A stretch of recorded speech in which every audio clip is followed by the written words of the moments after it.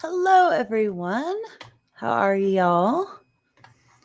I'm going to tweet this out real quick now that we are up and running. Let's see if I can find. There we go. And we are live now talking about, let's see. Live now talking about the Mandalorian Chapter 6, The Prisoner. Come join me. And then throw a couple hashtags in there because why not? Trying to increase that reach. Disney Plus. Boop, boop, boop, boop, boop. And then here we go. Boop. All right. And there we are. Done. Done, done, done. Okay. Hello, guys. How are y'all doing? That was an interesting chapter today. And sorry, I'm a little bit late in the game at the moment. I was watching The Expanse, which is pretty nice. I am loving The Expanse so far. Definitely recommend everybody watch that if you are a sci-fi fan, like pure sci-fi fan, because this is like one of the few shows that is, its story is wonderful. Amazon's budget totally beefed up the all the beautiful, like the cinematography and the graphics, and it's so pretty. The music's wonderful. I could go on and on, but I'm gonna save that for another stream. Today we're gonna talk Mandalorian. So who is all in here right now? We've got, let's see here, Brian Yoder. Candace probably dozed off.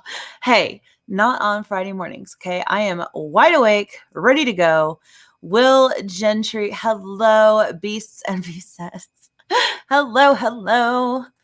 Oh, you can see me? I can see you guys. Kinda. Can you hear me okay? I feel like I'm not close enough to the mic. Mason W, hello, Candy. I enjoyed this episode way more than 4 and 5. Twilight Women was annoying though. Dude, do y'all know who that was? Did y'all catch that reference? Y'all know? That was Tonks from Harry Potter. She was interesting.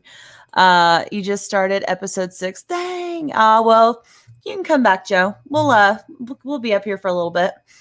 Let's see here. Eduardo, hello, Nutter Butter. Hi. David S, hello. The Expanse is really good. Even my grumpy hours can't complain about The Expanse. It's good. It's nice to have something not to complain about. I like that. Someone needs to meme Bay Yoda in that beach pic of the couple dropping their baby.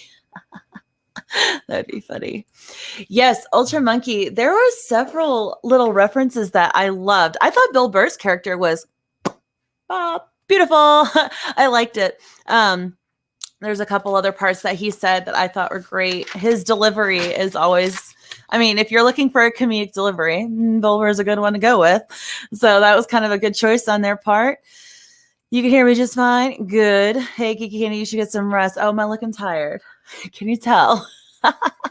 Yeah, today I've got to like hit the ground running today because I've got a busy schedule today. I'm going to be all over the place. So somehow I've got to like eat, and bathe and, do normal things around the house that I have no clue how that's going to happen. And do you like that I have my green screen today because little Mr. Yoda ears will not pop. They will disappear. So we're going to be extra festive with the green screen today. I hope y'all don't mind. Anyway, let's see. Just finished the episode now. David, nice. LaDigital Bill Burr was amazing. Hello to you too, Zed. Hello. Canto Bite reference made me laugh and then roll my eyes because you just appreciate the effort. Yes, it does. I agree. OG Star Wars. Hey, girl, how are you? Crawling into bed, but I watched Twilight Women was annoying. Yep. I'm gonna kind of just jump into a little bit. So we had a lot of fun cameos in this episode, Bill Burr being one of the big ones. That shoulder cannon, like straight out of there. I only have seen that one other time, and that is a old like early 1990s toy figurine of Dash Rendar. He has a shoulder cannon, like very similar to Predator style. It was so funny to see that, but watching it in action, pretty cool. I liked it. I like that one a lot. So he was Mayfeld, who basically our Mandalorian ended up at Ranzar Malk's platform. And he goes by Ran, who was played by Mark Boone Jr. It was in Batman Begins, if he looked familiar to you guys. So he's basically getting a new job. And for those people who are like, yeah, I don't like the Mandalorian because it's not about the Mandalorian, it's about Baby Yoda. Well, this episode should have tickled their fancy because this was nothing to do with Yoda, really. This was all Mandalorian, just like another side quest pretty much. And, it's kind of interesting approach to the show. It's definitely defining its style with each episode. Like, I feel like it's more setting in stone what Disney live action Star Wars, what we can expect moving forward. And I think Obi-Wan's probably going to be similar considering some of the directors that were on this or with that one. I just figure they're probably going to go with the same kind of whole thing, except that I think if I recall, Ryan told me from Arcade Outpost that they're hour-long episodes with Obi-Wan, 6 of them versus had these like weird like 30 to 40 minute ones that we have here. So, but I think that we're going to have basically standalone episodes that don't really have to be, you don't have to see them all like one before the other. Like they're literally standalone episodes. And, there's little things here and there that you would miss if you didn't watch one before, but it's really not like that. So it's really, really reminiscent of like your Saturday morning cartoons. And I think they're just kind of reinventing that kind of feeling, but with live action. So, when I'm looking at these, when I'm doing these reviews and I'm watching this show, I'm trying my best to kind of like reserve my expectations because it's changed in the midst of watching this. It's a totally different kind of format. So I had to kind of get adjusted to it a little bit, but yeah. Mason, you caught that. Yeah, you guys, Dave Filoni. Yeah, I didn't notice it at first. And Ryan, yeah, you were like, oh, that's it. Yeah, I should have noticed it. I was like trying to pay attention to what was going on because you kind of hinted like, did you look at the X-Fighter pilots? I was like, I wasn't there yet. And I was so not paying attention, and I was writing down notes or something. Then I had to rewind. I was like, oh, that is Dave Filoni. So that was pretty crazy. Yeah. So that was fun. Favreau had his cameo. He was, of course, the heavy gunner of the Mandalorian tribe that kind of got in it with Mandalorian earlier on the episode, but ended up kind of saving him and then did the whole Iron Man salute. Boop. Right next to his Razor Crest ship as he flies off. So I guess Filoni was jealous and was like, I need my cameo too. And yeah, that was kind of fun. I guess if I had to pick a cameo, an X-Fighter pilot would be pretty fun one to be. I think that's kind of a good question. If y'all if you had a cameo in the show, what kind of a cameo would you want? I'm interested. I want to look at a couple of those answers. If you guys have one off the top of your head that you think that'd be kind of fun, that or be one of those stormtroopers. I think that'd be great. Let's see here. Also with Bill Burr's character, who happens to be the kind of like the head guy of this little group that's been built to do this mission. His delivery with these lines are so funny. I love that they were talking about, Rand mentions he's a former Imperial sharpshooter. Well, that's kind of like an oxymoron. Imperial sharpshooter. And then you hear, our Mandalorian says, that's not saying much. And Bill Burr's like, I wasn't a stormtrooper. It's funny because, they don't hit anything unless you're playing Fallen Order, and their aim can be quite good in that game, surprisingly so. And then we also got to meet a Twi'lek who was Tonks from Harry Potter.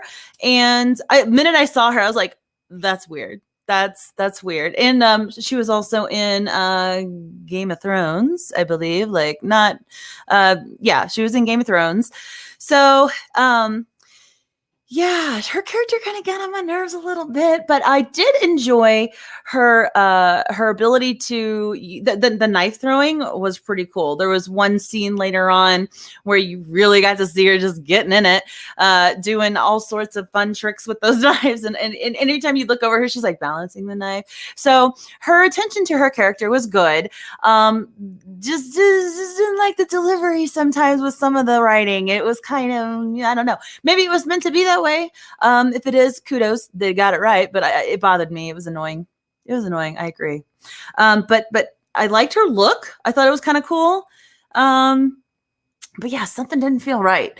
But you're also right next to Bill Burr, and that was what a pleasant surprise seeing him there. Man, I want to see more of him in Star Wars. I liked it. I thought he was pleasant in that character.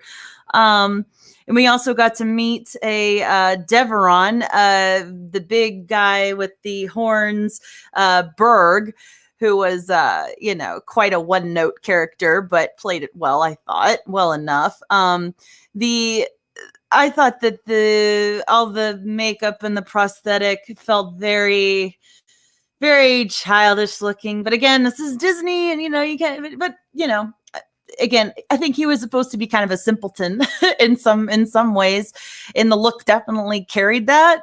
But I don't know. It didn't. I mean, when you have the Twi'leks were pretty cool looking for me. Maybe that's just because I have an interest in the Twi'leks. I thought they were always interesting looking, more than Berg. But I don't know. This might be just an opinion kind of thing. Let's see here. Deborah Chow, director of episode 3, was an X-Wing pilot. Was she? I'll have to look that up. This director was Rick. I can never say his name right. It's like Fukuyawa or something. It's so bad. I cannot ever say that last name. It's like 5 syllables. He was the one that did the second chapter. And that was the one, if you recall, where there was like no dialogue at all for like the first half of it.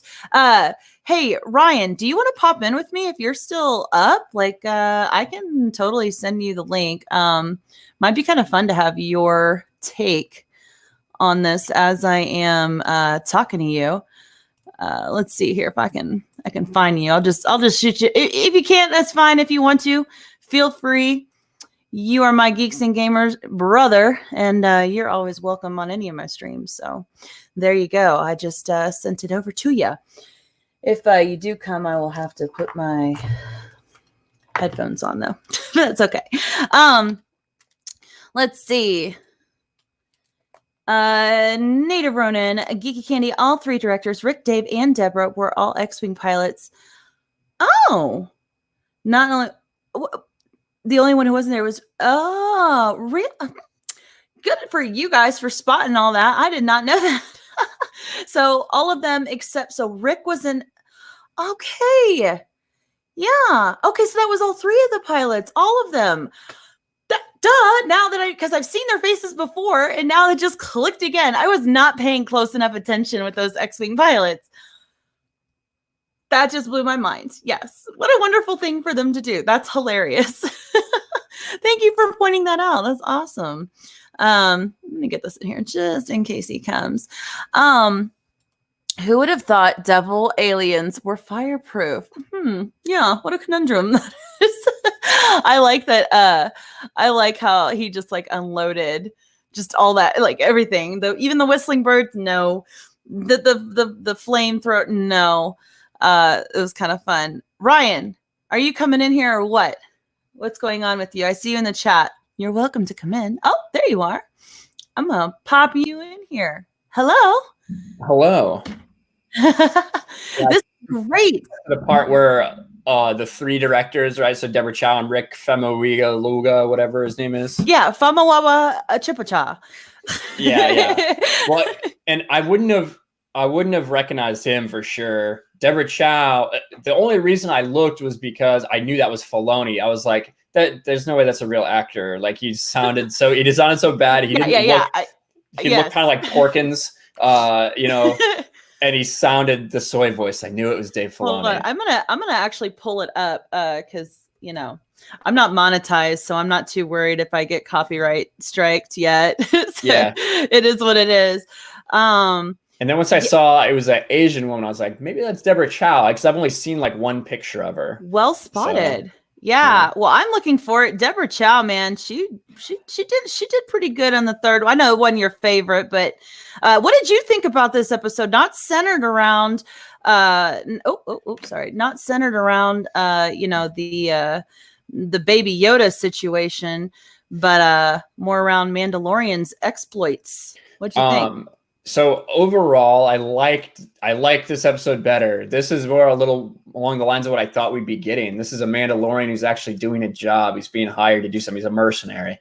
It's a darker tone. But what I will say is the overall theme of the show, it's every week with a different director who also plays a part in writing the episode. Is jarring, to be quite honest. Especially if you're like watching them back to back. Like it just doesn't, it feels completely different.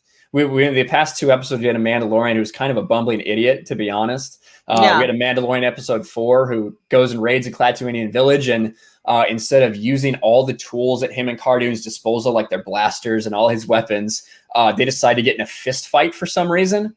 Even though they had to jump on all these guys.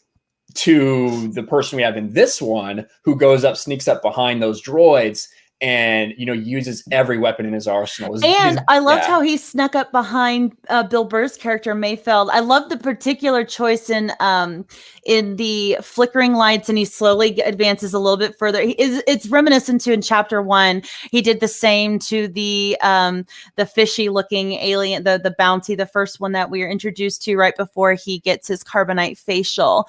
So I like that. I like it because it reminds me of things like from the horror genres that I enjoy. So there's little things here and there that I really did appreciate cinematically, like the styling of visualizing when everything was red, right when they found out that he's escaped, and they have lost their comms with Zero because Baby Yoda can be quite distracting. I thought that was kind of fun. And we had that droid was actually played by a comedian as well. So I like that they are pulling in lots of I feel like it's good to have comedic backgrounds with the droids, especially. I just feel like the delivery I love the dry delivery with the droids. I think it's cute. You can always rely on that for a little laugh. So I don't know. What'd you think? What'd you think about the droid Zero this time? I thought he was fine. I will say the one consistent thing that we've had in every episode is we get it hammered home that Mandalorian does not like droids. Which is obviously probably based on his flashbacks where super battle droids killed his whole family. We can only assume. But yeah, it was, like I said, I think set alone, this episode is pretty good. But it did nothing to further the plot. Again, for the third episode, I don't know what the plot of the show is, I guess. Maybe it's a mistake for me. Maybe it feels more and more like we have a movie that was turned into a TV show, and they added a bunch of stuff in to really quickly to get it ready for Disney Plus launching. That's what it feels like to me. Yeah, I agree that the styling of this type of show is completely unique, and it does throw me off sometimes too in terms of expectations. I feel like I can't have any with this right now because every episode, like you said, it's directed completely by someone with completely different directing style, and you can tell in each episode, for better or for worse. But I think that it might even be a point that they're making to highlight how episodic this series is meant to be, like standalone episodes, whereas we don't have like a Game of Thrones styling where we've got plots, subplots, nuanced plots of the subplots. It's like it's just it's very not any good, it's just a cartoon. Or as you call Mandalorian. Yes. Right, that's nice. We got Dave Filoni. I just want to point this out. We got Dave Filoni right here, and then there's Rick Jabba, and then I think we got the Deborah Chow following up here in a second. But yeah, that was quite interesting to see that. You guys well spotted. Seriously. I was just like so excited to be almost like completed with this because I was getting close to my start time, and I was like, I gotta get ready to hop on. I don't want to be late. I hate being late. So anyway, yeah, I just wanted to share that. That was pretty funny. Good spot. Yeah, I wouldn't have recognized the other two. The only reason I did was because it was Filoni, so I paused on the credits to verify that it was him, and they show, and they have their names there too. They made up names for him. Just what do you? I didn't even mention this in my review that I filmed. What do you think Filoni's name, his X-Wing pilot's name was? Oh, I did not. I didn't even have time to look at the credits. It was Trapper Wolf. Please, the cringe awakens. Did you happen to capture the other two? Because I did not record any of the names past the original ones. We like none of the supporting like random characters. But. Trapper Wolf. Jib Dodger was Rick Famuyiwa, and like Sash Crack. I can't read my own writing. Sash Crack. Sash something with a K is whatever. That's interesting. Interesting choices they had there. He's a fugitive, so he's traveling around the galaxy. So there'll be side stories that don't further the main storyline. You need to tell me what he's doing. What is he doing right now? He's literally just running around. I'm sure he's traveling the galaxy. Why is he traveling the galaxy? Where is he going? What is he doing? Yeah, what's he doing to get this tracker off Yoda? The rebel presence it is very the only information we got is that they have these devices that, if they click it, then they come out of somewhere. you have to tell me something. Like I get that not everything can further the plot specifically, but something every episode needs to. You have to have some overarching story. Like all shows do this. You have your side stories, but you have to have something that is connecting you to the main thing. Right now, the main thing should be who the Mandalorian is, who Baby Yoda is, and where he comes from, and why he thought it was so important that he needed to save him, right? Like that he has to mean something, and the Mandalorian culture and how it was picked up. And in episode 3, when he gave up everything and abandoned the guild, and his family came to his rescue, and they abandoned their way of life as well. Where did they go? Like, what are they doing? It definitely is selective on what we get to know. Maybe they expand on some things later, but I feel like that's not going to be the case. I feel like this is definitely a more like it's a hybrid of sorts for the normies and for those who know enough, but not like, they're not like EU experts like yourself. It doesn't have anything to do with like the EU stuff. It just there's been nothing here, guys. I understand. Like nothing to chew on really beyond just the literal like single note of the show, like of the action of the show, is what you're saying. Yeah. I like this highlight. I highlighted this because it's funny. My brother from Geeks and Gamers over here, Mr. Ryan from Arcade Outpost, and I actually just filmed a little merch video about Baby Yoda, and it will be on Geeks and Gamers in the morning. So you guys got to check that out. Is that the first for Geeks and Gamers to do a dual merch review? Well, merch review, definitely. Me and Leith will do some dual ones every once in a while, talking about EU stuff. Merch review for sure. And I see John Talks in chat. What's up? What's up, John? Hey, John, you want to hop on? I'll toss you a link too. Come on, bud. You've never been on my stream before. Let's make it happen. What do you say? John Talks only sleeps in the middle of the day, I think. I love it. Is he a vampire? Yeah, John, are you a vampire? Seinfeld is a sitcom. If that's what you're looking for from this show, okay. Here, John, I'm going to send you, I'm going to tweet you. Let's see here. Messages. And if you can't, that's fine. That's fine. You can just hang out in the chat if you want to, but if you want to come on in, I'd love to have you. Let's see here. There you are. I like I said, I do overall think that this was a much better episode than and definitely a step up from 4 and 5. Yeah. But yeah, I need something. There's no rewatchability to this at all, as far as I'm concerned yet. I need to have something that makes me care about the characters, and I just don't have that right now. Yeah. I have a Mandalorian that feels different episode to episode.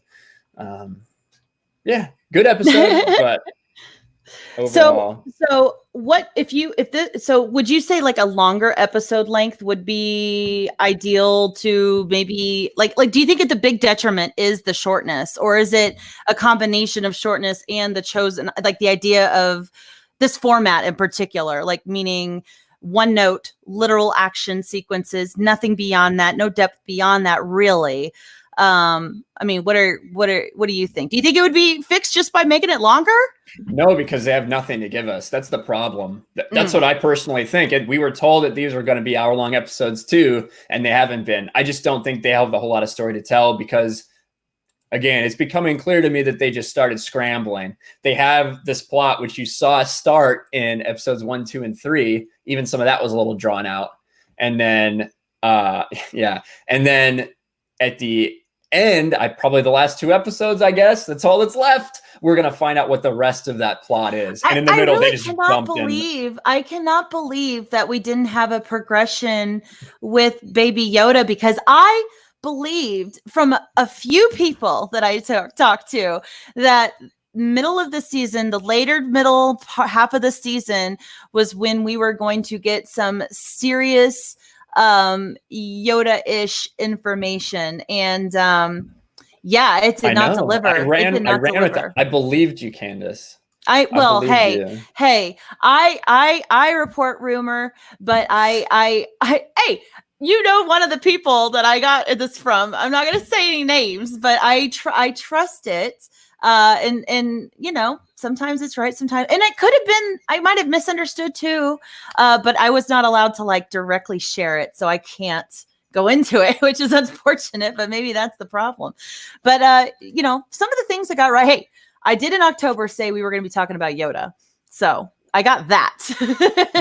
That's true. But now this episode, not so much. Not so much. Supreme Heretic. I'm down with you, man. The SWTOR Bounty Hunter is an awesome story. I love that one. Yeah.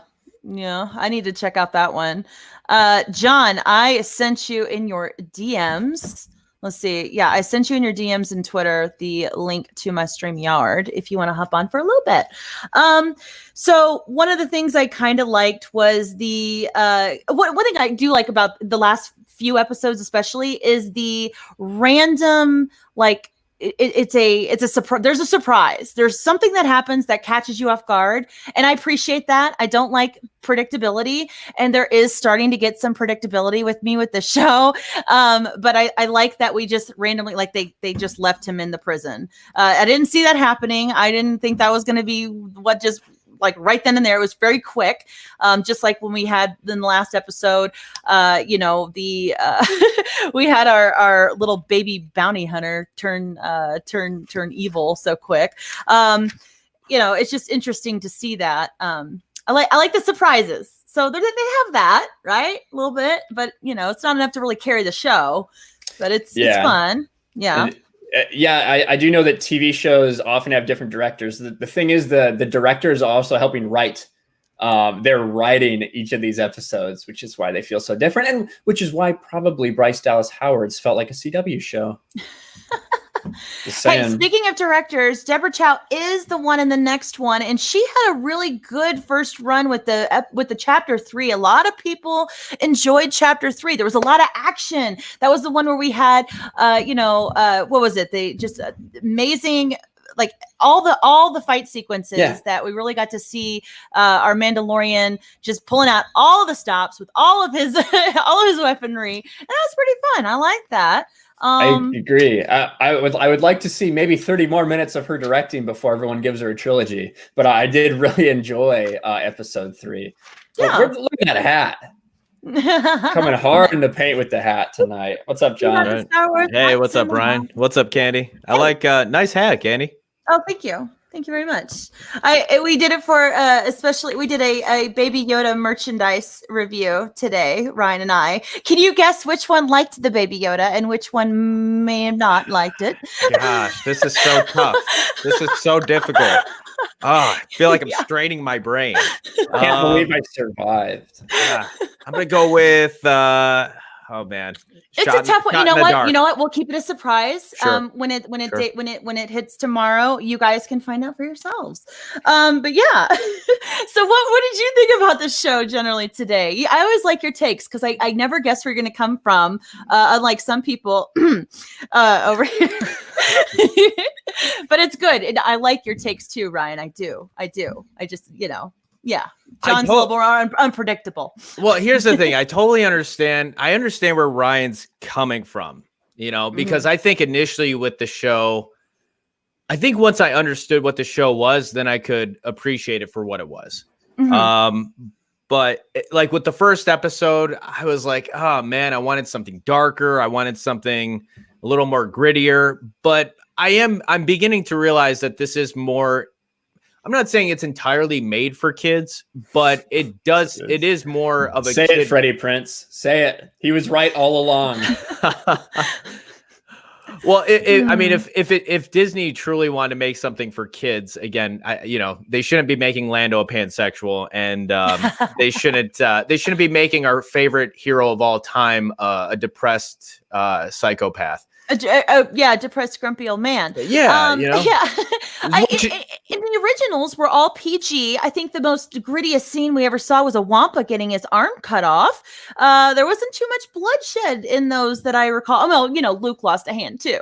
But Luke lost a hand. The bar scene where we actually got a little blood. And that was before PG-13 though, because that was before Temple of Doom was created, if I remember right. And Temple of Doom was the first thing that was PG-13. Like they changed the rating system for Temple of Doom, unless I'm mistaken. I wasn't probably born right. then. Probably right. Like the heart scene where the guy like pulls out his heart, or and then you got Luke's uncle and aunt. They're burning alive, and the skeletons are there. So that's kind of it's kind of a traumatizing thing. But I mean, overall, though, I would say that I think that Dave Filoni and what Jon Favreau is trying to do is he's trying to recreate the Westerns that he grew up with, but he's, it's a space Western, and he's making it for kids. If I was a kid, I would freaking love this show. As an adult, I really enjoy it. I like it, so I think it's good moments. It's good moments. And there's subtle humor that I think it's quick. It's too quick for a child, but it hits just right for an adult. So there's a little something for everyone, I think. I think so, yeah. I think it's a good blend, of the two. Which, I mean, I think that's what you want from Star Wars. I think it should be accessible. It's a delicate balance that you have to walk. Definitely. But I liked it. I like the idea that it's like every episode is its own adventure. It's an adventure of the week type of thing. And I don't mind that, because for me, it gets boring when you have the same settings, or it can get boring, I should say, like if you don't have a change of scenery and a change of pace. So that's where I'm coming at with it. I do like scenery changes. There is a lot of that. There's more world building in this than there has been in the last 2 movies that we've got, for sure. True. I appreciate that. Especially, honestly, I felt that way just walking through. We found out it was the world's called Navarro, not Tatooine 2.0, but just walking through that, and then walking through Tatooine again, and seeing just some of the other worlds. What was it? What was the other one? Tatooine, and then Arvala 7. I mean, we were just getting a a ton of stuff that we've been wanting for a long time, but it's in this kind of different format. It's hard to, it feels weird still. It does feel weird, but I do like a lot of it. Yeah. I have one, somebody in the thing reminded me, I have one nitpick. So disregard it. What? Disregard it. Wait, you have a nitpick? I have a nitpick. On the on the Mandalorian? Yeah, so no. Is it Baby Yoda? No, it's not Baby Yoda. They have consistently been like hitting us over the head with this, like these old Star Wars references. Like they've said the word womp rat like 5 times in this show. They mention when he says he's an Imperial sharpshooter and he makes fun of him. He's like, oh, it wasn't a stormtrooper. Yeah. It's like it's some joke in the galaxy that stormtroopers can't shoot. But except in Fallen Order. Well, but it's not really true in the Star Wars universe. The reason that became a thing was because they couldn't hit them when they were escaping from the Death Star. But if you remember, they wanted them to escape the Death Star. It was a part of the plan to let them escape. And that was a more meta part of it that I think not all of us got, but I agree with you that is there. That is true. And in fact, in episode 4, when they're looking and he thinks, well, did Tusken Raiders do this? And Ben Kenobi says, no, only Imperial stormtroopers could be this precise. It's not a thing. Like it's not some big joke in the Star Wars universe that stormtroopers couldn't hit anything. At least until we started, pandering to those kind of things. Yeah, I mean, I've seen car decals that have that sort of reference on them. So yes, it's like a fan thing. Some fans think that. Yeah, it is. Yeah, it is. I have a weird question for you guys. It isn't so much Mandalorian based, but mostly I'm curious if the Mandalorian is sort of the first, like a first step into this new realm of not just for kid TV that Disney's now trying to produce with Disney Plus. I think that this is their way of trying to expand the audience for Disney by trying to include, because they know a lot of people are quitting after Mandalorian. If they don't have kids or if they don't have some kind of nostalgia to the Disney vaulted movies, their other originals, I mean, their Christmas original movie was worse than a Hallmark film. it was dreadful. And so I feel like this Obi-Wan, and I'm curious. They have a game show now that they're going to be doing, a Star Wars game show hosted by Jar Jar Binks, right? Yeah, I'm at best. Yeah. Okay, so I'm wondering more about like what that's about, but I feel like maybe they're trying to use Star Wars as their way to bring in more older audiences to Disney now. What are your thoughts? Yeah, I would say so. I mean, that's the only reason why I have a Disney Plus account right now. I mean, but it's that's the thing though too. All it takes is one show. If you got one decent show, people. Especially Star Wars fans, like they will pay the money monthly if it remains $6.99 or whatever. They will pay the money to watch one show. Yeah. So it is pretty cheap for streaming if you like all of the Vault movies too, because those are not cheap to be getting. You can never get them. Otherwise, I think that's a huge draw. I think that's a huge draw. I think for parents, it's great. Like if you've got kids, like this is, and they, we don't have anything to watch. Well, here, turn on Disney Plus. You'll probably find something there. Yeah. There's plenty of cartoons, the Marvel stuff, the MCU stuff. They ended their Marvel TV. Didn't they end that recently? I mean, as far as Daredevil. Yes. Oh, yeah. So I wonder if this is in the pipeline for something along those lines. I think we might see something like that on Hulu. Yeah. It's too mature. It's too mature for Disney Plus. They're not I don't think they're gonna put it on. So you don't think they'll go like full adults, like an adult section of or PG-13 or rated R or PG-13 or whatever? You don't think they'll ever go that far? I mean, PG-13 when they first started doing PG-13 with the prequels. Like true PG-13, like towards the end, the Mustafar scene and stuff like that, where your 5 or 6 year old seeing his face getting melted off is kind of in tears for hours. You're like you get through that movie and you're like, oh, this is great, and then you get to that scene, you're like, oh, dang, nightmares now. Great, thanks, Disney. I mean, I was near traumatized, and I think I was like 20 years old. I was like, holy shit. Like, did they really need to literally they literally burned him to a crisp. I was and that was how long ago? That was like about 14 years ago, 15 years ago. Yeah. God, oh my God, forever ago. Jeez, I feel old. So it's been a while since they've kind of made a step like that. And I'm wondering if they're in the future thinking of making another step like that to increase their audience. It wouldn't, I don't know. Staying competitive with streaming services, what do you think? Well, here's the thing. Like, you don't, when it comes to competing, like in terms of business, the thing is, like, you don't necessarily want to go after all the market. You want to be an alternative. So, you know, if Disney tried to be everything, like that's what, like, Netflix has definitely got a lot more mature content on there, you know, in terms of their comedy specials and even their, you know, the movies and stuff and the things they put out. So Disney, in a business sense, the best thing that they can do is just be the opposite of that. You know, we're the family friendly streaming service. So I don't think it would do them. I think they could go PG-13 with some things, but you're never going to see anything near what you, and I think Ryan brought up a good point too. It's like, they'll put it on Hulu because that's, you know, that's what they bought it for, I think too. So, okay. That's a good point. A lot of us thought that, I'm editing my video while we're talking, but a lot of us thought that they bought Hulu for the infrastructure, right? So they would have the streaming, like the technology and the infrastructure to build their site, but that's clearly not what they did. So now they really want to use Hulu. And I do think that is where they will go for an alternative for their more mature stuff. I do have a random question that, as I'm listening to myself talk from my review, when Berg, the fight with Berg, when he smashes the door on him, and I was like, oh man, we're not going to get to see him get smashed, right? But then he's like squatting. Yeah. But then the Mandalorian hits another button and he closed the blast doors. He doored him again. Yeah, but we're doorings. Yeah, but he's not dead. I guess you see his horns. His horns were like half, you know, at the end of the episode when they're in the prison cell. I don't know, Candy, did you see that? Were they cut off? I'm gonna pull it up right. Were they? So Yeah. the horns were cut off, but it wasn't like a bilateral slice through the midsection. Well, we know you can survive those in Star Wars. So. Yeah, that's true. That's true. Dave Filoni made sure of that. Yes.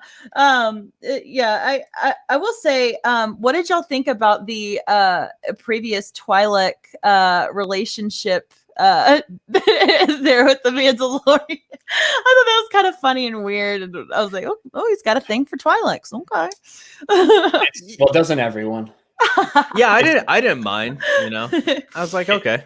It felt more right, that that reference to me, that just that introduction, than what felt like a forced relationship 2 chapters ago? Yes.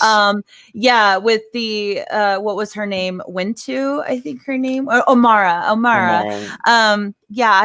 Dances with Baby Yoda. Yeah, no, and I know everyone keeps saying it's a Seven Samurai reference, but I'm one of the probably only YouTubers other than, there was one other person, Andre from Midnight's Edge, said he did not see it either. And I was like, oh, thank God, I'm not the only one. So I was unfamiliar with that, but apparently it was very close to Seven Samurai, but I didn't know. It's a good movie. It's long though, 3 hours. Yeah. I wouldn't sit down and watch that, right, Zack Snyder. The thing is, like, I understand that this is inspired from sequels, and that episode I complain about it. People are like, dude, it's Seven Samurai. Just because someone uses something as inspiration doesn't mean anything. Just because people are being inspired by a Western, you know, there's kind of, in my mind, there's kind of a reason that that Westerns aren't the thing that are being created, you know, every day right now for TV, because people don't really have a huge desire for them right now. You know, and it's fun to be inspired by so popular. They used to be so popular. So did bell bottoms and, you know. Yeah, that's true. That's true. Know? Hey, they're making a comeback too. My gosh, I saw this the other day in the mall. I'm like, no, thank you, but you little teeny poppers, go for it. Not my thing anymore. But I wasn't around with the original bell bottoms either. I'm not that old, but yeah. I guess I missed my mark with that. But I guess I don't know. I thought he had died, right? I thought he had killed that dude, Berg. I don't think he killed any of them. Well, no, they didn't. They were all in the prison transport at the end. Yeah, so, exactly. I'm like, I guess what did closing that hatch do? It just chopped off his horns. and Yeah. he was fine. Yeah. Lucky him, I He guess. turned him into. It reminded me of that Hellboy, whatever. He looked a lot like Hellboy to me. It was really weird. I didn't like that one compared to all the others. Well, did you recognize the? I'm sorry to interrupt. Did you recognize in the cantina scene the like the devil horn guy in the originals? Yeah, in the original, the droid hater. Yeah. Was he from the same? Was it close? Same race? I thought so. I thought that was a Deveron. That's what I put in my review already. I've got it. Processing Look at here. you guys, y'all are like on it. On the ball. Deveronian, yes. Deveronian. Okay. I do like the little nod to the droid replacing the droid hater. That was kind of a funny little thing. Little meta. yeah, kind of. One thing I hated about this episode, and I will use the word hated, was when Zero dropped Baby Yoda. Right? Don't. I saw that. I was like, oh, you don't drop a baby, and now I'm worried that they're going to use this as like the little push for us to be okay with our sadness over things happening to Baby Yoda. And I'm wondering what's going to happen next, because if they're going to drop him now, I'm worried where they're going next chapter. That was pretty rough. I mean, he's gonna get SIDS or something, to be honest. I think he got rocked around pretty good there. But I was surprised that happened. Sporking in the thing, just part of a great point. I did cringe as well when they said, "Oh, it looks like a casino chip from Canto Bite." Oh, son of a! Oh my god, I hated that. I can't believe I forgot to put that in my reminder. Yeah. I need to highlight that. It was right at the beginning. Yeah. I was like, oh gosh. They just made the Stormtrooper reference, and then they went and they said Canto Bite, and then right after that he's like, what do you look like, a Gungan under there? Me so good a fight, I am Mandalorian, or whatever he tried to say. I didn't mind the prequel reference as much as like the Disney reference. That's when it was the Canto Bite. I was like, oh gosh. Like everybody wants to forget Canto Bite. Even people, even the TLJ lovers and defenders want to forget Canto Bite. So bad. Oh my gosh. There's TLJ lovers still. I thought everyone decided to hate that now. Let's see here. There was a couple other things I was kind of interested in. Since you're in John now, what did you think about Bill Burr's character? I liked him. Yeah, I don't know. I like Bill Burr though. I think he could have done a spinoff show. I love his like just his delivery is fun. Like more people would care about that than a Cassian Andor spinoff. I'll tell you that right now. That's true. It'd be good. Yeah, no, he's not a bad actor. A lot of comedians though, you'll find that like a lot of comedians out there, they're not. They actually can do drama really well. Like you look at like Robin Williams, even Adam Sandler, when he's done dramatic roles and stuff, like you'll find that a lot of comedians, for some reason or another, they just have the depth to do drama. So it was surprising to me. It wasn't just the delivery with the verbal delivery. I rewound. One of the reasons I was so close to like being late today was that I rewound and I watched him his parts just a couple more times just to watch his body language and how he was acting with that, because I've never really seen him on screen other than as a comedian. Yeah. And so he was really good. It looked natural when he was just first being introduced to the Mandalorian, and how he was kind of giving him this like very like just the super confidence, and like it was very good. I liked it. So some people are saying they didn't like his character. I liked his character. I thought it was good. What about the Twi'lek? Tonks from Harry Potter and Game of Thrones. Yeah, I didn't notice that until after I looked it up afterwards. I was like, holy crap, she was from Game of Thrones. Yeah. I thought she was great. I saw her naked in Game of Thrones. You did. Yes. And now you've seen her as a Twi'lek. Yeah. Lovely. So I knew you didn't like how like she was acting because it was weird. It felt like Bellatrix was strange. Yes, that's what she felt like to me. Because when she was doing like the weird mouth things, like Bellatrix would always like when she ended her statements and then would just go like that. That's like a Bellatrix thing. Oh, okay. I didn't notice. Because I'm not into Harry Potter, so that's why it was lost on me. It was that from Harry Potter. Yeah, she just made a weirdo. She was like a main character in the last half of Harry Potter. She kind of came across as like kind of weird. Well, you would get the idea. She's like a crazy ex-girlfriend. Yeah, she's kind of like a freak, you know. She's kind of you could tell she'd be freaky, you know. Yeah. That's kind of, I don't know. That's about as risque as Disney's going to get, I guess, which were some things that are kind of implied. She was like playing the like bashful sexy and then like in your throat with a knife, like kind of thing. Like, I also got like Harlequin vibes from her. So sure. Crazy Ex-Girlfriend fits the bill. I guess that's what they were going for. Yeah. So it works. Maybe. Yeah. I didn't really like that at all, like the style of her character, but I think that's what they were going for. So I didn't really like hold it against them or anything. What did y'all think about the transition? Okay, so Zero all of a sudden sees Baby Yoda and is unable to do the comms. I felt like that was a really kind of a like Baby Yoda is this uber distraction. I think that had something to do with I think Mandalorian did something in the command center. I think because he locked down the ship and then cut off comms all at the same time. So I think it was something he did. Oh, okay. So I missed that part. Then I'll have to figure that out when I rewatch. I thought it was strange that Zero just saw him. It was just like, I need to kill him. That was a bit of a stretch. The droid's trying to kill Baby Yoda, and then of course we have a repeat from chapter 1 where we hear the gunshot, but this is Baby Yoda like I didn't do that, and then it's we see our Mandalorian protector. He shot another droid. Was it in the head? Perhaps, probably. They like to seem to repeat things. Because they don't understand. They're filming them differently. They don't even know what each other did. So, I kind of wish that it was IG-11 again over Zero. I miss his character. I really wish that they would bring him back in some way. I really thought he would be back already. I felt that way about all these characters. Like we're like, oh, Bill Burr is going to be in The Mandalorian. Oh, Taika Waititi's IG-11 is gonna, Ming-Na Wen, she's gonna be in The Mandalorian, and they have like 5 minutes of fame, and then they're gone. And maybe it's just very their strange. schedules. They just keep trying to bring on like notable people that are recognizable, but because of recording and things like that, scheduling, filming, and things, they just don't have very long. And why not? I mean, this is highly episodic. I mean, they have these roles, these short roles they have to fill, and I guess that's what they're doing. It's all about getting these names in and like. And it was true. IG-11 was so highly marketed in every spot you saw IG-11. Like I think they have merch out for IG-11 too.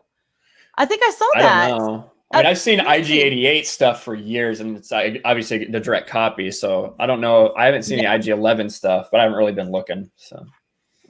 Someone I thought that I had seen something along it might not be the case, but someone mentioned to me that they had seen maybe it was like a Funko Pop. I don't know. I'll have to double check on that.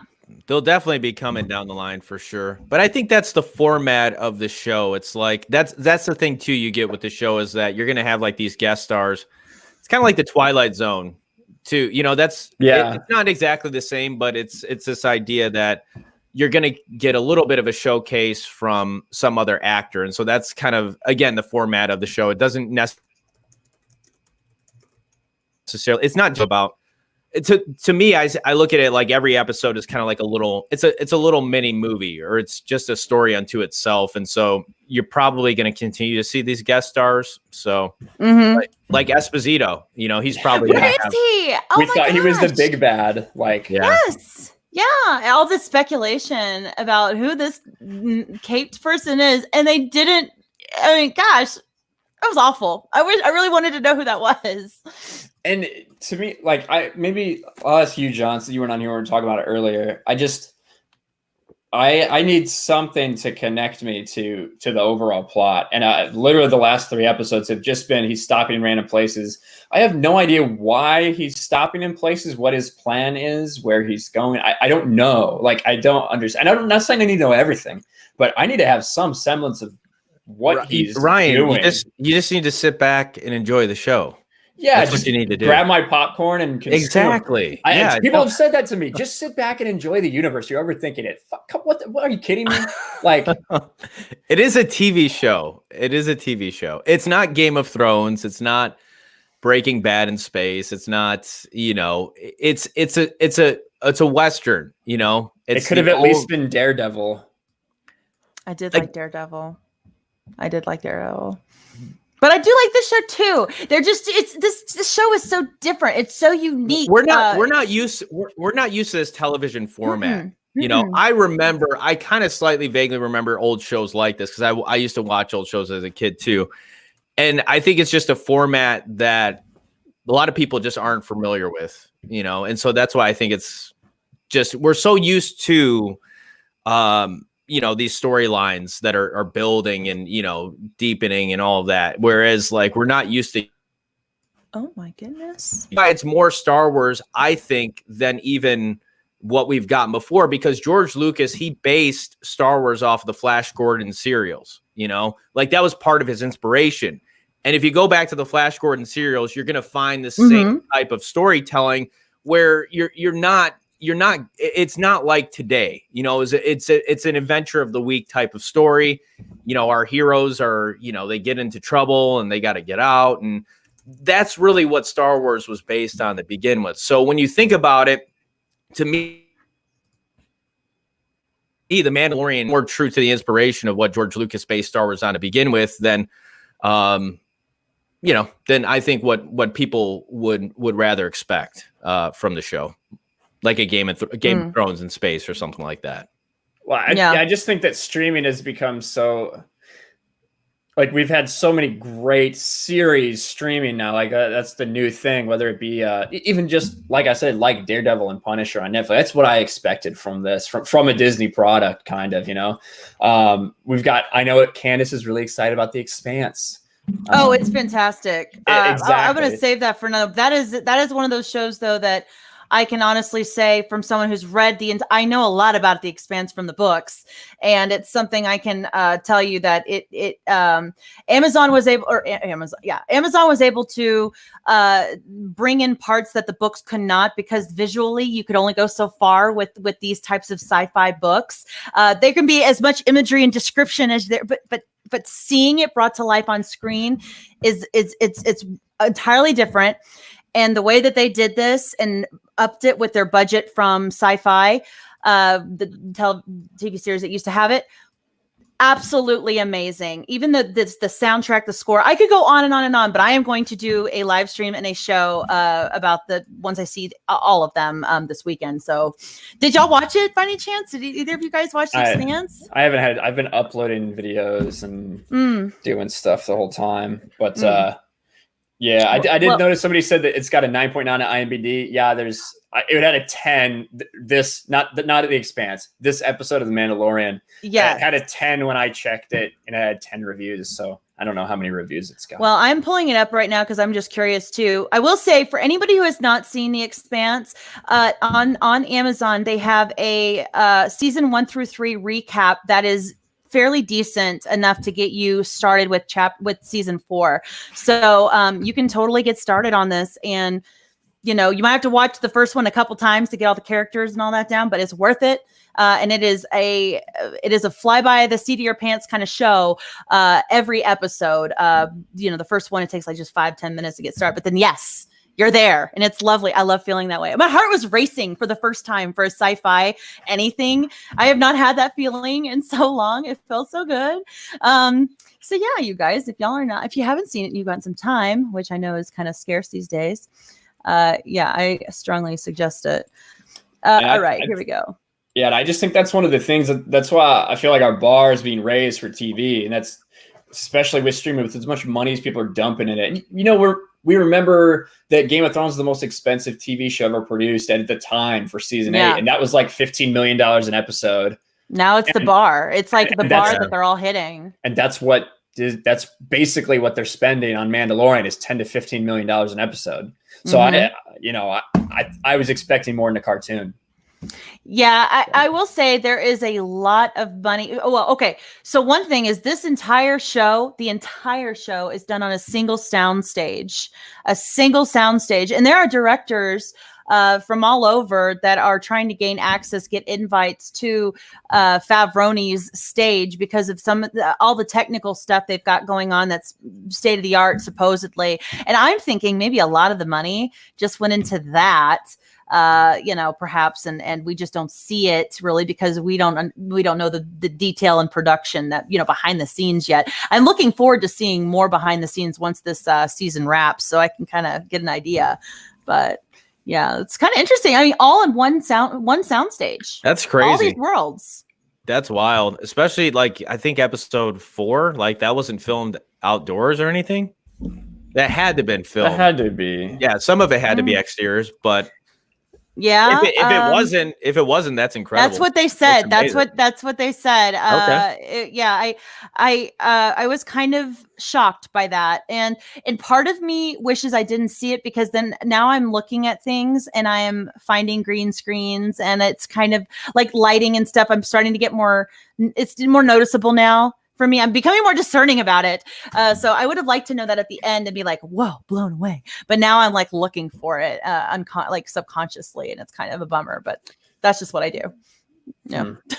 Hey, do what you do. Yeah, pretty much. So kind of wrapping this up, what did you think about the ending? I mean, The Mandalorian, one thing I do give credit for, again, is the random surprises. Dropping the tracker device at Rand's foot, basically. I thought that was kind of a fun way to end it. And then seeing the TIE fighter, the disheveled TIE fighter just rising from the depths of the platform. That was kind of fun to see too. Well, that wasn't a TIE fighter. Not TIE fighter. I'm sorry. Yeah. Which one was it again? It's just some gunship, they said. I didn't recognize the model, but okay. I saw the big open front, and again, I was busy writing notes a whole bunch. So I might have missed exactly which one it was, but seeing that just rising up that way, it looked really cool. And then seeing the X fighters, of course, take it out was fun too. But what'd y'all think? Just the overall ending, how it ended. You knew that, like, I thought that he had killed those guys, but I felt like he was going to. I thought he was going to do the honorable thing, right? Because, dude, it's very clear he does have like a heart of gold, right? Yeah. So I thought he'd turn him in, but I thought he'd find some way to make it right. And I didn't think about that part, that he would have that tracker on him. But it was a cool little way to end it. You got it. Yeah, show it. What? So which one was that? This is the one that they're bringing out of that he's sending. I don't know what model this is. It may be something. I've seen that before, and it bothers me. I feel like I've seen that before. I just don't know where it placed. Was it one of the prequels, or it could be? It just looks so familiar, and it wouldn't put it past him to bring something back from some other thing. I suppose it does look somewhat similar to like the droid starfighters, but I don't think that's. I think it's just, it could be something that we've seen in Disney canon. But to me, it just looked like an original. I don't know about necessarily original, but not like just a standard thing. But it got blown up pretty quick. I do not have. I'm in the process of getting my Streamlabs set up. I am working on it. In fact, I talked to Ryan about it today to try to get it squared away. My chat box is acting funky, and I can't figure it out. So I'm getting that. But I do have in the description a birthday wish list, because my birthday was a couple days ago, and I just still have it in there. But if you are so inclined to want to donate anything, I do have gift cards and things like that until I get monetized, which I should be monetized soon. I'm hoping once my hours kick in from my birthday stream, I should be there. So hopefully that'll change soon, because I know it's kind of a bummer. There's nothing you can do, and I appreciate all the support. The views are enough for me for now, though. So thank you for stopping by. Happy birthday, by the way. Oh, thank you. Yeah. Jay kind of hijacked my birthday. So a lot of people were like, "Oh, it's your birthday too?" I'm like, "Yeah, it's only my birthday today, but it's other people's." But it was my birthday. But Jay's like, I'm like, Jay, if people send you super chat birthday money, what are you gonna do? And he's like, well, I'm going to thank him for it. Like, okay. All right. That's good. That's good. Okay. But yeah. And then today, Jeremy did it again today. Said happy birthday, and Doomcock retweeted it. Awesome. And so, yeah, he had another birthday today, and I told him he owes me his birthday now. So I expect that sometime next year. But that's a beautiful picture. I mean, the visuals here are stunning to me. It's like kind of a video game almost. It looks so pretty. Oh. Yeah, no, they did it. It's for a TV show. It's pretty. Some of the things they do here is very exceptional. They're picking their spots, definitely.